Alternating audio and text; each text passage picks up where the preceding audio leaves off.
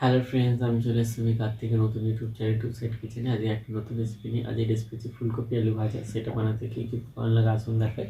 তার আগে একটা কথা বলে নিই, আমার চ্যানেলে যেসব ভিডিও ছাড়া আছে আপনাদের যদি ভালো লেগে থাকে লাইক কমেন্ট শেয়ার করবেন, বেশি বেশি করে শেয়ার করবেন। আপনি যদি আমার চ্যানেল নতুন হয়ে থাকেন প্লিজ সাবস্ক্রাইব করে দেবেন, নিচে বেল নোটিফিকেশনটা অলে করে দেবেন যাতে আমার ভিডিও আপনাদের কাছে আগে পৌঁছে। তাহলে চলুন ফুলকপি আলু ভাজা রেসিপিটা বানাতে কী কী উপকরণ লাগে আসুন দেখায়।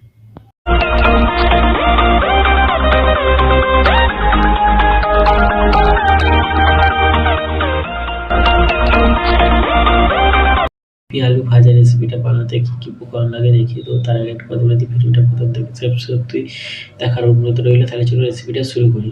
এখানে একটা গোটা ফুলকপি ছোটো ছোটো করে কেটে নিয়েছি, আর 4টে আলু ছোটো ছোটো করে কেটে নিয়েছি, 4-5টা কাঁচা লঙ্কা চিড়ে দিয়ে দিয়েছি, ধুয়ে নিয়েছি। তাহলে চলো রেসিপিটা শুরু করি।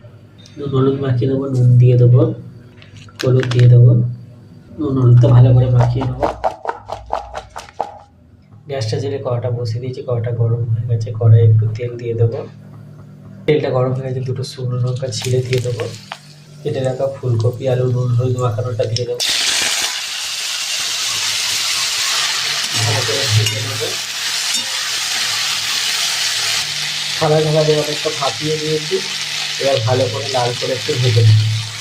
আমার ফুলকপি আলু ভাজা রেসিপিটা হয়ে গেছে, এটা নামিয়ে নেবো। ফুলকপি আলু ভাজা রেসিপিটা হয়ে গেছে। এই রেসিপিটা যদি আপনাদের ভালো লেগে থাকে লাইক কমেন্ট শেয়ার করবেন, বেশি বেশি করে শেয়ার করবেন, প্লিজ সাবস্ক্রাইব করে দেবেন, আমাদের পাশে থাকবেন। চলুন তাহলে দেখা হচ্ছে নেক্সট ভিডিওতে। এর নিত্য নতুন ভিডিও পাওয়ার জন্য আমাদের চ্যানেলটাকে অবশ্যই সাবস্ক্রাইব করে আমাদের পাশে থাকবেন। চলুন তাহলে দেখা হচ্ছে নেক্সট ভিডিওতে।